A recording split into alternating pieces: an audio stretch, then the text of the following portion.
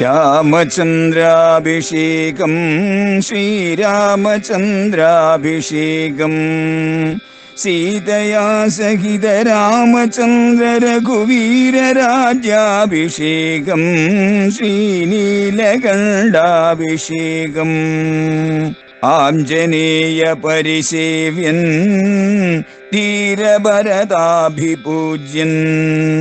വീരലക്ഷ്മണ കുമാര ശത്രുഘ്ന സോദരാർച്ചിത പദാബ്ജൻ ശ്രീനീലകണ്ഠ ഹൃദയേശൻ രാമചന്ദ്രാഭിഷേകം ശ്രീരാമചന്ദ്രാഭിഷേകം.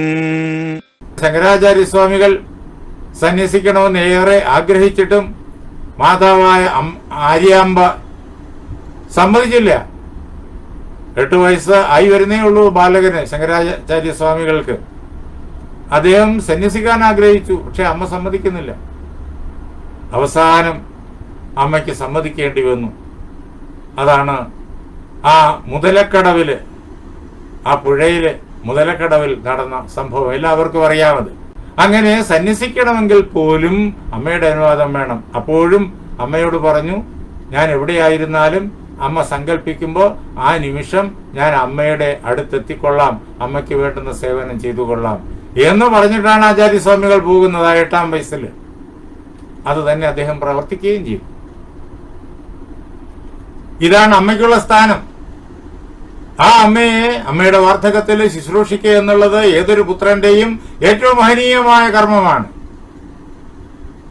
ആ ധാർമ്മിക കർമ്മത്തെ നീ ഇവിടെ വസിച്ച് നീ നിർവഹിച്ചുകൊള്ളൂ. നിനക്ക് ധർമ്മം പ്രവർത്തിക്കണമെന്നാണല്ലോ ആഗ്രഹം. ധർമ്മം, നീ ശ്രേഷ്ഠമായ ധർമ്മം ഇങ്ങനെ നീ പ്രവർത്തിക്കൂ. അമ്മയെ ശുശ്രൂഷിക്കാതെ നീ കാട്ടിലേക്ക് പോയാൽ അത് ശ്രേഷ്ഠമായ ധർമ്മമാകുമോ ഇല്ലയോ എന്ന് നീ തന്നെ നിന്റെ ധർമ്മത്തെക്കുറിച്ചുള്ള സമവാക്യങ്ങളെ മനസ്സിലടുക്കി ചിന്തിച്ചുകൊള്ളൂ. ശുശ്രൂഷുർ ജനനീം പുത്ര സ്വഗൃഹേ നിയതോ വസൻ പരേണ തപസായുക്ത കാശ്യപ സ്ത്രിദിവംഗതഃ. കാശ്യപ ഋഷി അദ്ദേഹം അങ്ങ് ഉപരിലോകങ്ങളില്, സത്യലോകം വരെയുള്ളതായ ഉപരിലോകങ്ങളിലേക്ക് അദ്ദേഹം എത്തിച്ചേർന്നു. എങ്ങനെ? അത്യധികം കഠിനമായിരിക്കുന്ന തപസ്സുകൊണ്ട്. എന്തായിരുന്നു അദ്ദേഹം ചെയ്ത ആ തപസ്? തന്റെ വീട്ടിൽ വസിച്ചുകൊണ്ട്, സ്വഗൃഹേ നിയതോ വസൻ, തന്റെ ഗൃഹത്തിൽ വസിച്ചുകൊണ്ട് എങ്ങനെ ഇന്ദ്രിയങ്ങളെയെല്ലാം അടക്കി, ഇന്ദ്രിയങ്ങളെയെല്ലാം തന്റെ മാതാവാകുന്ന ആ ലളിതാ പരമേശ്വരിയുടെ പാദങ്ങളിൽ സമർപ്പിച്ച് ആ അമ്മയെ ശുശ്രൂഷിച്ചുകൊണ്ട്, ശുശ്രൂഷുർ ജനനീം, ആ അമ്മയെ ശുശ്രൂഷിച്ചുകൊണ്ട് കശ്യപൻ തന്റെ വീട്ടിൽ താമസിച്ച് മാതൃ ശുശ്രൂഷയാകുന്ന ആ മഹാതപസ് ചെയ്തിട്ട്, അങ്ങതാണ് പരേണ തപസായുക്ത, ഏറ്റവും മഹനീയമായ തപസ്സതാണ്. ആ തപസ്സിന്റെ ബലത്തോട് കൂടിയവനായിട്ട് ആണ് കാശ്യപൻ അങ്ങ് സത്യലോകം വരെയുള്ളതായ ഉപരിലോകങ്ങൾക്ക് അധികാരിയായി തീർന്നത്. അല്ലയോ രാമ, നിനക്കും അങ്ങനെയുള്ളതായ ആ മഹാതപസ് ചെയ്യാൻ ഉള്ള അവസരമാണിത്. നീ അത് ചെയ്യൂ. അച്ഛന്റെ വാക്ക് പരിപാലിക്കണം, അച്ഛൻ ബഹുമാന്യനാണ് എന്ന് പറഞ്ഞാണല്ലോ നീ കാനനത്തിലേക്ക് പുറപ്പെടുന്നത്. അപ്പോ അമ്മയെ ശുശ്രൂഷിക്കുക എന്നുള്ളത് നീ മറന്നും കളയുന്നു. ഒരു കാര്യം ഓർക്കുക, യഥൈവ രാജാ പൂജ്യസ്തേ, രാജാവായിരിക്കുന്ന ദശരഥൻ നിന്റെ പിതാവ് എത്രമാത്രം നിനക്ക് പൂജ്യനാണോ, ഗൗരവേണ തഥാഹ്യഹം, അതേപോലെ ഞാനും പൂജ്യയാണ്. അച്ഛന്റെ വാക്കുകൾ അനുസരിക്കുന്നത് ഏറ്റവും വലിയ തപസ്സാണ്, സംശയമില്ല.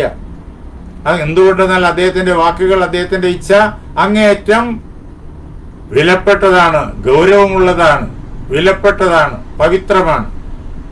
അതേപോലെ ഗൗരവമുള്ളതാണ് അമ്മയെ ശുശ്രൂഷിക്കുക എന്നുള്ളത്. അതിനാൽ അല്ലയോ രാമ, ത്വാം സാഹം നാനുജാനാമി ന ഗന്ധവ്യമിതോവനം. അതുകൊണ്ട് അമ്മയെ ശുശ്രൂഷിക്കുക എന്നുള്ള ആ പവിത്രമായിരിക്കുന്ന ആ തപസ് നിർവഹിക്കാൻ വേണ്ടിയിട്ട് ഞാൻ നിന്നോട് നിർബന്ധിക്കുന്നു. അച്ഛന്റെ വാക്ക് കേൾക്കാൻ എന്ന് പറഞ്ഞ അമ്മയെ ഉപേക്ഷിച്ച് നീ കാട്ടിലേക്ക് പോകരുത്. നിനക്ക് ഞാൻ അനുവാദം തരില്ല. ത്വാം സാഹം നാനുജാനാമി. കാട്ടിലേക്ക് പോകാൻ ഞാൻ അനുവാദം തരില്ല. നീ പോകാൻ പാടില്ല. എന്നാ ഗന്ധവ്യമിതോവനം. ഇവിടെ നിന്നിട്ട് ഈ കൊട്ടാരത്തിൽ നിന്നിട്ട് എന്നെ ഏകയായിട്ടൂടെ ഉപേക്ഷിച്ചിട്ട് നീ കാട്ടിലേക്ക് പോകാനേ പാടില്ല. ത്വത് വിയോഗാന്നമേ കാര്യം ജീവിതേന സുഖേന ച. അല്ലയോ രാമ, എനിക്ക് നീ ഇല്ലെങ്കിൽ എന്റെ ഈ ജീവിതം കൊണ്ട് യാതൊരു പ്രയോജനവുമില്ല. ഞാൻ ജീവിക്കുന്നത് നിനക്ക് വേണ്ടിയിട്ടാണ്. എന്റെ സർവസ്വവും നീയാണ്. അതാണ് ഭാരതത്തിൽ പിറന്ന എല്ലാ അമ്മമാരുടെയും മനസ്സ്. അവർ ജീവിക്കുന്നത് മക്കൾക്ക് വേണ്ടിയിട്ടാണ്. അതിലൂടെ അവർ സമൂഹത്തെയും കുടുംബത്തെയും സമൂഹത്തെയും സർവ ജീവരാശിയെയും ലോകത്തെയും അവർ പൂജിക്കുന്നു. അതാണ് അവരുടെ തപസ്. മക്കളെ ധർമ്മത്തിന്റെ മാർഗത്തിലൂടെ മുന്നിലേക്ക് നടത്തി ലോകത്തിന് മഹനീയമായ സേവനം ചെയ്യാനുള്ള കരുത്ത് അവർക്ക് പകർന്ന് ആ സേവന പന്ഥാവിലൂടെ അവരെ നയിക്കുകയാണ് ഭാരതത്തിലെ അമ്മമാര് ചെയ്യുന്നത്. അത് തന്നെയാണ് കൗസല്യയും ഇതാ രാമനോട് പറയുന്നത്. എന്റെ ഈ ജീവിതം നിനക്ക് വേണ്ടിയിട്ടാണ്. നീ ചെയ്യുന്നതായ ധർമ്മ കർമ്മങ്ങൾക്ക് വേണ്ടിയിട്ടാണ്. നീ എന്നെ ഉപേക്ഷിച്ചിട്ട് കാട്ടിലേക്ക് പോയി കളഞ്ഞാലോ പിന്നെ ഈ ജീവിതം കൊണ്ട് എനിക്ക് യാതൊരു കാര്യവുമില്ല. ത്വത് വിയോഗാന്നമേ കാര്യം ജീവിതേന. നിന്നെ പിരിഞ്ഞു കഴിഞ്ഞാല് എന്റെ ജീവിതം കൊണ്ട് എനിക്ക് യാതൊരു കാര്യവുമില്ല. സുഖേനച്ച. ഇവിടെ ഈ കൊട്ടാരത്തില് വളരെയേറെ സൗകര്യങ്ങളുണ്ട്, സുഖ സൗകര്യങ്ങളുണ്ട്. അതുകൊണ്ട് എനിക്ക് യാതൊരു കാര്യവുമില്ല. അല്ലയോ രാമ, ത്വയാ സഹ മമാശ്രയ തൃണാനാമ വിഭക്ഷണം. നിന്നോടൊപ്പം നിന്നെ വാത്സല്യത്തോടുകൂടി പരിപാലിച്ചുകൊണ്ട് ഇവിടെ കഴിയുന്നതാണ് എന്റെ ജീവിതത്തിലെ ഏറ്റവും വലിയ ധന്യത. അങ്ങനെ ഒരു സാഹചര്യത്തില് എനിക്ക് ഈ കൊട്ടാരത്തിലെ സൗകര്യങ്ങളൊന്നും പ്രസക്തമേ അല്ല. ഇവിടെയുള്ളതായ താമസ സൗകര്യങ്ങളും ഇവിടെ ലഭിക്കുന്നതായ രാജകീയമായ ഭക്ഷണ വിഭവങ്ങളും ഒന്നും പ്രസക്തമല്ല. നീ കൂടെ ഉണ്ടെങ്കിൽ മകനെ എനിക്ക് പുല്ല് ഭക്ഷിക്കേണ്ടി വന്നാലും അത് അമൃതമാണ് എന്നറിഞ്ഞുകൊള്ളണം.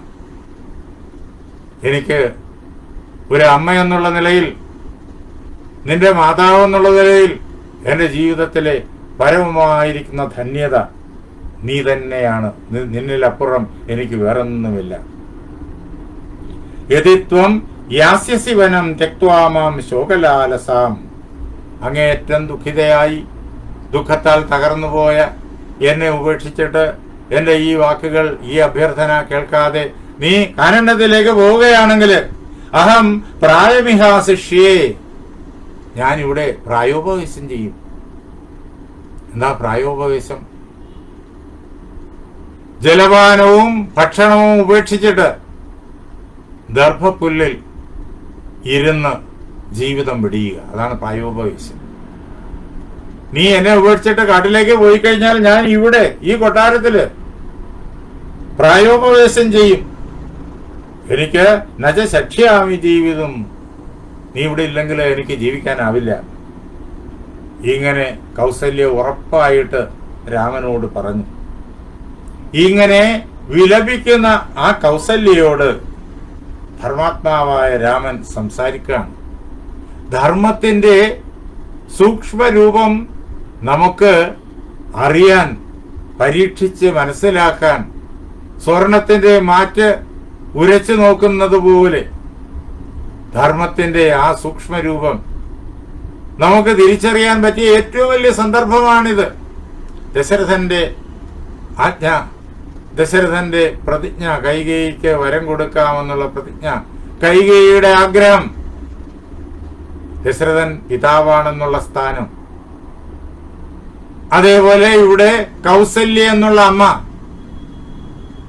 ആ അമ്മയുടെ അങ്ങേയറ്റം സ്വാഭാവികമായിട്ടുള്ള ആ ആഗ്രഹം, മാതൃധർമ്മം, പുത്രനെ വാത്സല്യത്തോടുകൂടി സംരക്ഷിക്കുക എന്നുള്ള മാതൃധർമ്മം.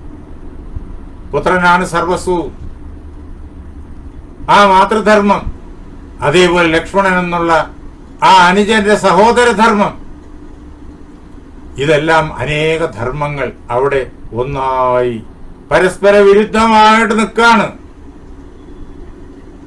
ഇതെല്ലാം ധർമ്മം തന്നെയാണ്. ദശരഥൻ വാക്കു കൊടുത്തു, അത് പാലിക്കേണ്ടതാണെന്നുള്ളത് ധർമ്മമാണ്. അച്ഛനെ സത്യപ്രതിജ്ഞനാക്കുക എന്നുള്ളത് പുത്രധർമ്മമാണ്. ജ്യേഷ്ഠന്റെ അവകാശത്തെ, അതും ക്ഷത്രിയ അവകാശത്തെ ശൗര്യം കൊണ്ട് അത് നിലനിർത്തുക എന്നുള്ളത് ധർമ്മമാണ്. അതേപോലെ മകനെ സംരക്ഷിക്കുക എന്നുള്ളത് മാതൃധർമ്മമാണ്. അമ്മയെ ശുശ്രൂഷിക്കുക എന്നുള്ളതും പുത്രധർമ്മമാണ്. അച്ഛനെ ശുശ്രൂഷിക്കുക എന്നുള്ളതും അച്ഛന്റെ വാക്ക് അനുസരിക്കുക എന്നുള്ളതും പുത്രധർമ്മമാണ്. അച്ഛന്റെ വാക്കും അമ്മയുടെ വാക്കും ഇതാ വിപരീതമായി വരുന്നു. സഹോദരന്റെ വാക്കും അതിന് വിപരീതമായി വരുന്നു. ഇതിനെല്ലാം അവസരം ഒരുക്കിയിരിക്കുന്നു കൈകേയിയുടെ ആഗ്രഹം.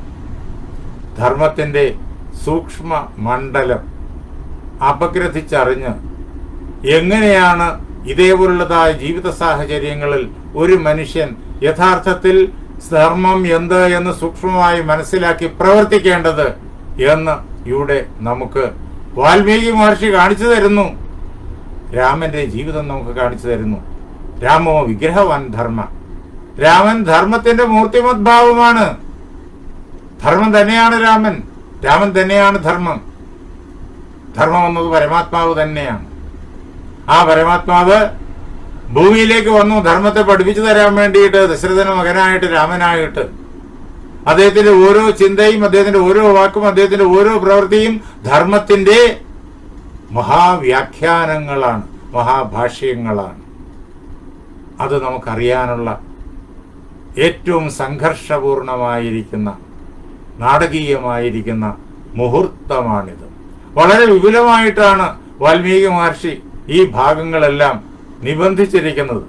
അദ്ദേഹം നിബന്ധിച്ചിരിക്കുന്ന ശ്ലോകങ്ങളിൽ നിന്നിട്ട് ഏതാനും എണ്ണം മാത്രം, സമയത്തിന്റെ കുറവ് കൊണ്ട് ഏതാനും എണ്ണം മാത്രമേ ഇവിടെ വായിക്കുകയും അതേപോലെ തന്നെ ചർച്ച ചെയ്യുകയും ചെയ്യുന്നുള്ളൂ. അതും അതിനെ ഭാഗികമായിട്ട് മാത്രമാണ് ചർച്ച ചെയ്യുന്നത്. അതിന്റെ എല്ലാ വശങ്ങളും ചർച്ച ചെയ്യണമെങ്കിൽ അതിന് സമയം ഏറെ വേണ്ടിവരും. പക്ഷെ നല്ലവണ്ണം ഇതൊക്കെ അറിയുന്ന ശ്രോതാക്കളാണ് മുന്നിലുള്ളത്. അതുകൊണ്ട് ഇങ്ങനെ വാൽമീകിയുടെ രാമായണം കേൾപ്പിക്കുക എന്നുള്ള ചുമതല മാത്രമേ ഞാൻ വഹിക്കുന്നുള്ളൂ. അത് കേട്ട് കഴിയുമ്പോഴേക്കും അതെല്ലാം ഭംഗിയായി കൃത്യമായി തലനാരിഴ പിരിച്ച് കൃത്യമായി നിർണയിക്കാൻ ശ്രോതാക്കൾക്കാകും എന്നതുകൊണ്ട് അത് ഇതിന്റെ സൂക്ഷ്മ ശാഖോപശാഖകളിലേക്ക് പ്രവേശിക്കുന്നില്ല എന്ന് മാത്രം. അങ്ങനെ പ്രവേശിക്കണമെങ്കിൽ അനേക വർഷങ്ങൾ വേണ്ടി വരികയും ചെയ്യും. ഇതേപോലുള്ള ഓരോ മുഹൂർത്തത്തെയും നമുക്ക് വിശദമായി പരിശോധിക്കാനായിട്ട്. അതുകൊണ്ടൊരു ഏകദേശമായിട്ടുള്ള ഒരു ചർച്ച അത് മാത്രമാണ് ഈ അവസരത്തിൽ ഉദ്ദേശിക്കുന്നത്. ഇങ്ങനെ ചെയ്താൽ പോലും കുറെ ഏറെക്കാലം ഇത് വേണ്ടിവരും, അതിന് യാതൊരു സംശയവുമില്ല. അപ്പോഴേ വാൽമീകി രാമായണത്തെ കുറച്ചെങ്കിലും നമുക്ക് പരിചയിക്കാനാവുള്ളൂ. എനിക്കും പരിചയിക്കാനും ശ്രോതാക്കൾക്ക് പരിചയിക്കാനും സാധിക്കണമെങ്കിൽ കുറച്ച് സമയമെടുത്ത്, അധികം സമയം ദീർഘിപ്പിക്കാതെയും നമ്മൾ ഇങ്ങനെ ചർച്ച ചെയ്താലേ പറ്റുകയുള്ളൂ. അങ്ങനെ രാമൻ ഈ അവസരത്തില് രാമന്റെ ധർമ്മനിശ്ചയം നമ്മളിവിടെ കാണുകയാണ്. ലക്ഷ്മണനോട്, അമ്മയോട് രാമൻ പറയുന്ന മറുപടി, ദശരഥൻ കേൾക്കവേ കൈകേയിയോട് പറഞ്ഞ മറുപടി നമ്മൾ കേട്ടു കഴിഞ്ഞു.